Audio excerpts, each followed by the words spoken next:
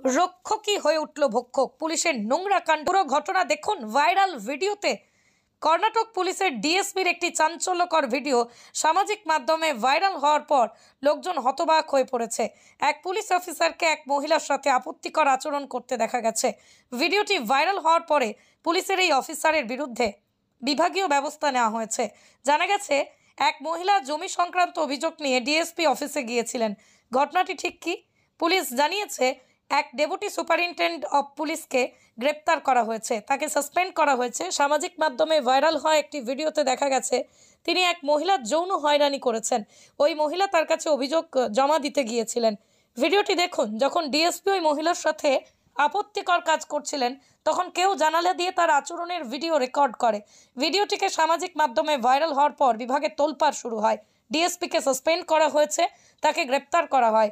একজন senior police কর্মকর্তা বলছেন,